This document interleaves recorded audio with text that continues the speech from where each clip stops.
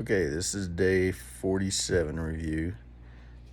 We left Cedar Edge on the south side of the Grand Mesa over near Montos and Grand Junction and ran up over the Grand Mesa again. And I gotta say, the northbound lane was quite a bit rougher than the southbound side of the highway.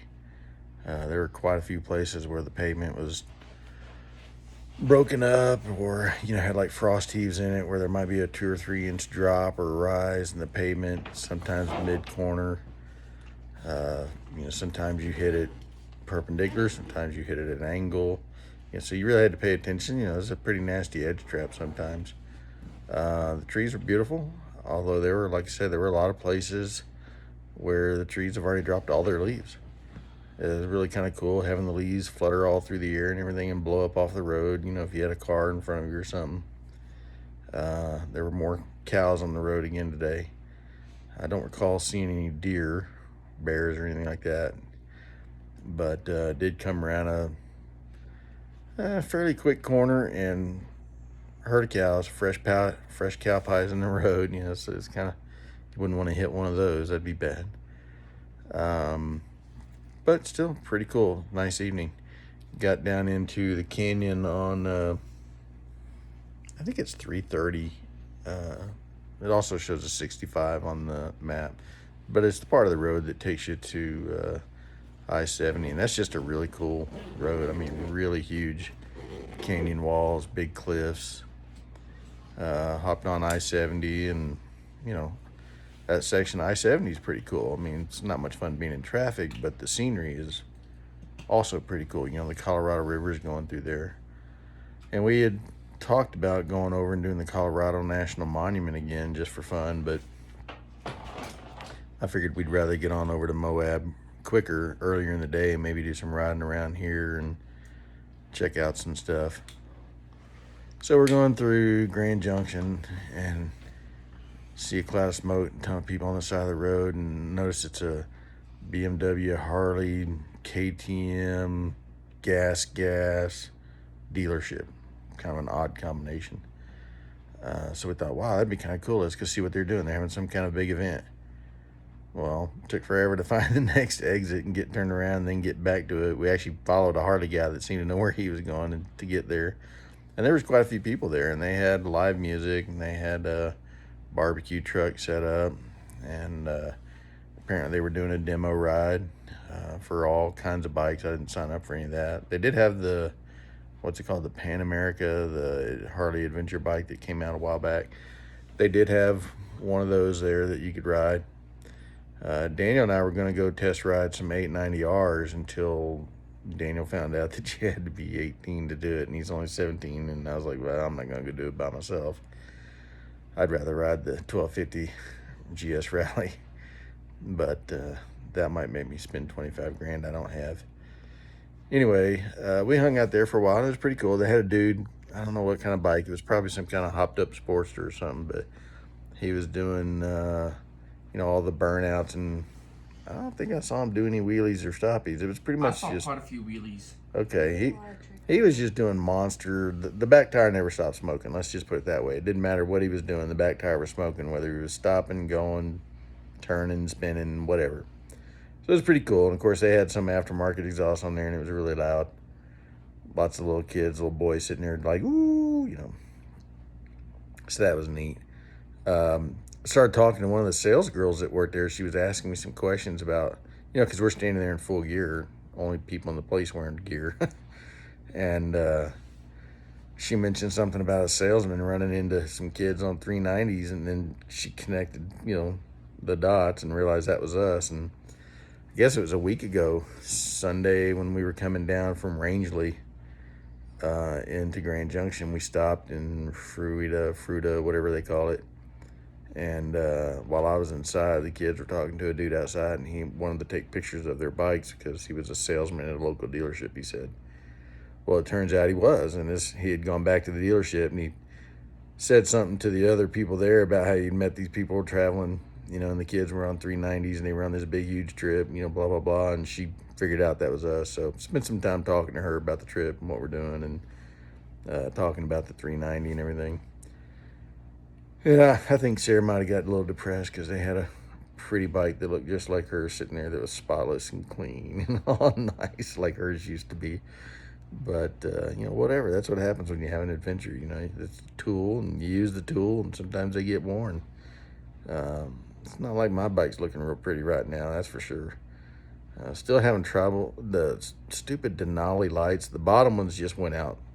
I don't know, maybe a week ago. They just stopped working. No idea why. The top ones were kind of intermittent and now they're gone. They're just not coming back on. I don't have time to tear the bike apart and go through all the electrical connections and make sure something hadn't come loose. But when all the lights go out at once, that's kind of odd. There's so much bug guts on them, I don't know that it would matter.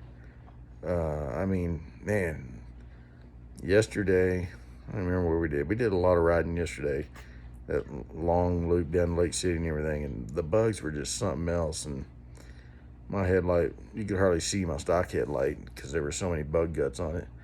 So we stopped today and I cleaned them up. But after we got done with the Harley dealership and got out of there without buying anything we didn't really need, got back on I-70 and we're cruising along, and we get to the exit for 123, I think, or 183, something. I can't remember. It's the road that follows the Colorado River down to Moab. It cuts off I-70 instead of having to go all the way over to 191 and then come down. Really, really cool ride. We're about to get to that exit, and I thought, it's a pretty good ways. And I asked the kids, like, what range are y'all still showing? And I was thinking they were going to have pretty high ranges left on their bike because the only thing we'd done since morning was go up over the Grand Mesa, which I didn't think was that far. And we'd only gone to Grand Junction. And normally we can get close to 200 miles out of a tank. We've all been getting really good gas mileage. Well, I think Daniel came back with 40 something or 50 something. 46. Yeah, 46 miles, and Sarah came back with 60, and I was showing about 90 something, so I wasn't worried about me. And then I realized, we might not have gas. Now, I got a big 3-gallon gas bladder that I'm carrying that if I had to, I could run, to Moab or wherever, get gas, come back, get the kids, but that means they'd be sitting on the side of the road. And that countryside out there's not really any trees. It's pretty much just open, hot desert, and it was hot. Unlike the riding we've been doing the last few weeks, it was getting up into I want to say it was 88, and when you're standing out in the sun and thin air, no clouds, no shade, nothing, that's hot in a hurry.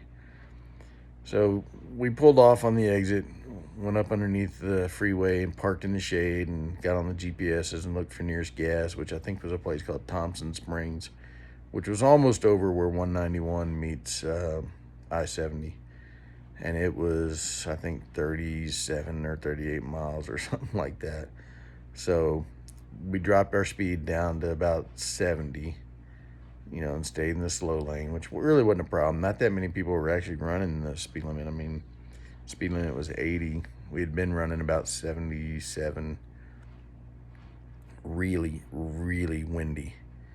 It wasn't bad coming over Grand Mesa, but man, once we got on I-70, even when we were still in the canyon on the other side of Grand Junction, it was pretty windy. But boy, coming out the west side of Grand Junction, it was very windy. There were times where it was hard to keep the bike in the lane. I'd watch Daniel get hit by a big gust. Sarah would get hit by the same gust, and so I'm already bracing for it, and I'd still get slammed and knocked sideways by the gust because it was so big. So we kind of went into cruise mode and made it to Thompson Springs. I think Daniel had, how many gallons did you put in your tank? 3.5. And how much is it hold? 4. Yeah, I think it might hold 4 gallons or close to 4 gallons, and he put in 3.5 gallons, so we were okay. But we did take a pretty good long extended break while we were there. Sarah's windshield, we had these little deflectors, windshield extenders that we had put on her bike because Daniel's bike came with one. So I found another one just like it on Amazon, and we installed it. And I think that came off the second day, the day she fell over in the sand, tweaked her shoulder way back, what seems like a lifetime ago. And it's just been bouncing around inside her tail bag all this time. But we found all the parts. And one of the things that was missing was little pieces of metal that go between the set screws and the rubber that makes it grip the existing windscreen. And when it pushes that rubber against the existing windscreen, there's set screws that push on the back of that rubber, and that metal goes between the set screw and the rubber so you don't tear the rubber. I don't know what happened to those when she crashed. We couldn't find them or whatever. They were gone, but we still had all the other pieces. So when I finished my Red Bull, I grabbed Daniel's pocket knife. You know, he's got an industrial pocket knife, and flattened out the can and cut some strips out of it and used the tin snip and whatever we had to shape some new pieces so we could get that windscreen remounted. You know, we've been dragging it around for 30 some odd days, or 40 days, I guess it's been now. But anyway, got that remounted. I don't know, did that help? A little. A little. It was still really windy, so I mean, just, got a headache. yeah. And then when we got on whatever it is, 183, I think, I can't remember. I'm losing my mind. But we got on the road that runs down to Moab. And when you first get on that road on the north end, it's got a lot of quick up and downs. And if you time it right, you can come over the top of every one of those up and downs with your front wheel in the air. But when it's blowing as hard as it was, that could be kind of scary. And then when you're leaned over in a corner and you're on one of those hills, the bike starts feeling kind of iffy. You know, like it wants to pick up and slide out from under you. So we were riding pretty conservative. We were, till we got into the canyon. And even then, you know, once you get down in the canyon, you know, there's always a camper in front of you, an RV or, you know, something. And, yeah, so we still weren't riding crazy. I mean, when I came up here 20 some odd years ago on my VFR 800, we were running quick. We weren't running anything like that today at all. But even in the canyon, the wind was just whipping around, blowing you. You know, if we stopped, Sarah was afraid she was going to get blown over because she can't quite get her feet, you know, firmly on the ground, especially if we're on gravel. We did ride out, what was that thing called? Fisher Tower? Big, huge rock formation on the left. You know, it looks like a stone cathedral or something. It's really cool. And there's a gravel road that goes out, I don't know, maybe a couple miles at the most to get to it. So you can get right up to the base of it. And if you're one of those people with good knees, you can hike around it, stuff like that. We just pulled up in the parking lot, took our pictures and left. But even there, it was just really, really windy. And then we did the rest of the ride down through the canyon where it starts getting more crowded because there's rafters and there's campgrounds and there's mountain bikers and people gawking at the incredible cliffs. I mean, some of the cliffs in that canyon are just really cool. You know, just, it's crowded, so you just gotta chill out and, you know, relax. And got to Moab around 5-ish. So skipping the Colorado National Monument really didn't help us that much because by the time we had to go get gas and then turn around and come back to get to this highway, we burned an hour and a half or at least. But it was cool because while we were at the gas station, dude comes out and starts talking to us. I can't remember his last name. His first name is Glenn. He's from Bastrop. Well, he lives in Bastrop now. His wife's from Texas. I can't remember where he said he was from originally, but Wisconsin, I believe. yeah, somewhere cold. Maybe Wisconsin, but he has a, what was it, F800 or F850 GS, you know, BMW that he really likes. So we got to talking bikes and talking about the KTMs and all that stuff, and I told him about the website, and I think he's already a member on the Facebook group. He didn't know about the actual forum. But anyway, that was kind of cool, just getting, you know, random encounter, always fun. And got everything fixed. So we get to Moab, get to the hotel. It's a pretty nice hotel. I mean, it's another one of these Best Westerns, and we've stayed in enough Best Westerns now that I'm a gold member. So when I check in, they give me free bottles of water. But whatever, it's free bottles of water, and they were cold, and we were very thirsty when we got here. The room's really nice. The price is good. It's a really cool hotel. They got a neat, I don't know what you call it, like a second floor patio where you can sit outside and enjoy the cool, dry air in the evenings. There's a lot of restaurants right around us that are close walking distance. Place down the road that's got all kinds of ice cream, shakes, you name it. So we've already taken a picture of their menu, and we'll probably be paying them a visit tomorrow. What was the place we ate tonight called? Zach's? Uh-huh. Pretty cool place right across the corner. Also has outdoor, like, second floor seating. It was really neat, and we got to sit up there, and the food was, pretty good. Sarah and I had a pizza. We split a large pizza that was actually very good pizza. The ice cream was very reasonably priced compared to most places when they sell you ice cream by the scoop. And they were quite generous with their chocolate syrup, which always pleases Sarah. But yeah, so that was a good meal. Burger, I don't know, Daniel said it wasn't a $16 burger, but I mean, to me, that's pretty much every burger we've been seeing on this trip. He said the fries were really good, though. I tried one. They were actually very good. I don't know what their secret is, but they weren't some weird seasoned fries. They were just French fries and really good.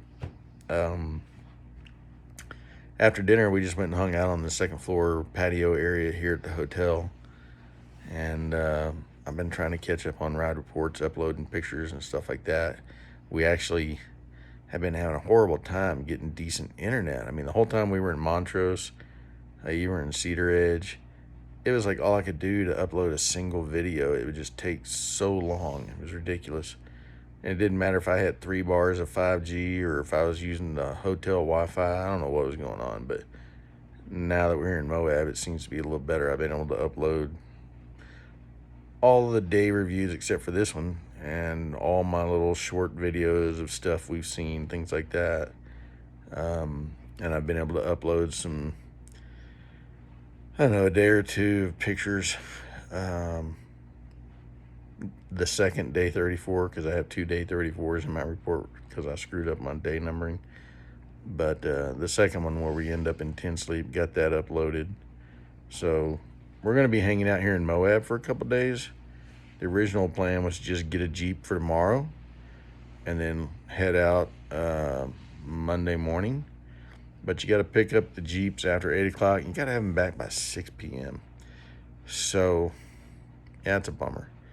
What we decided to do is just tack an extra day on, pick the Jeep up tomorrow morning, keep it overnight, and then return it by 6 p.m. Monday night. And then we'll leave here Tuesday morning and head towards Farmington. And I don't know if we're going to try to make Farmington all in one day or not. It wouldn't be that hard. I mean, just basically hop on US 191 that runs right through town here and head south. Might make it 2 days. I don't know. Mesa Verde is somewhere between here with the cliff dwellings and stuff, which is really cool. So that's worth popping in for an hour or two to check that out.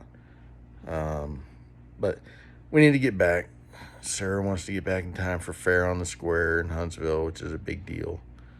And Daniel's got to get back to his schoolwork. And job. So he can pay for his trip. Yeah, so I think that'll be winding it up for us. Moab's kind of the last hurrah, and then it'll pretty much just be get home and get back to the real world and get back to family and everything else. So it's been a great trip. It was a good day riding today. We are getting tired. I ran out of Advil, and oh my God, my knees are killing me, just right under the kneecaps. Just hurts like the dickens. So yeah, can't handle too much more of this. So we'll update you after we go jeeping tomorrow and the day after. I'm sure we'll take a ton of pictures while we're out there in the canyons and stuff. Don't know exactly where we're going to go, but the place that rents the Jeeps, they give you a trail guide, like a 9-page trail guide that has all the trails that you don't have to be an expert to go on, so you don't kill yourself and destroy their Jeep. I don't know if we might do the White Rim, which I did on the bike years ago. I want to do Schaefer if we can, just show the kids that one, because that's a lot of fun. Probably visit Dead Horse Point, Island in the Sky, some of the other places. And they're nice Jeeps. They're like lifted Rubicon, Jeep Rubicons, satellite radio, AC, all, the whole works. They even come with a nice chest with ice in them that you can put your drink in and stuff. So reasonably priced, in my opinion. I mean, $330 a day, that's not bad. I mean, 10 years ago, I paid $250 a day over in Ouray.